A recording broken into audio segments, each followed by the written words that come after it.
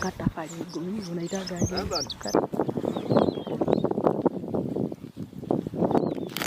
Ai.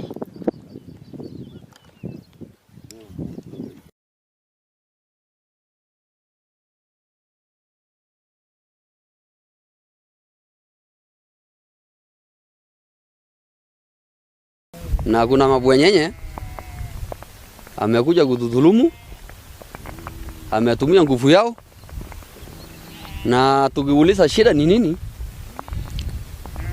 anasema enda mali unajua.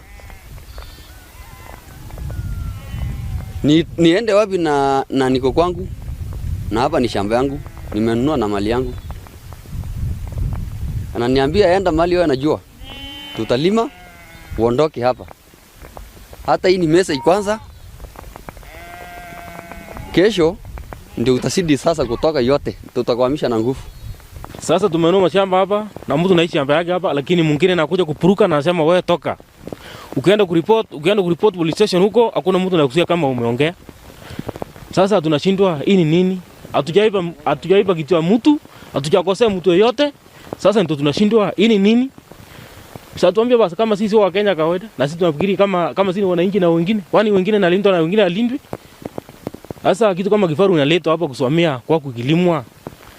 Sasa hiyo ni kusema nini? Ndio tukashindwa hii nini sasa? Na serikali tumekuja na nguvu yao, na tumelima hii yote. Hata mali tunapita hakuna. Hata barabara hakuna. Hata watoto ya shule mali ilikuwa napita kwa barabara hakuna. Sasa tulikuwa nauliza sasa, kilima namna hiyo sisi tutapata wapi?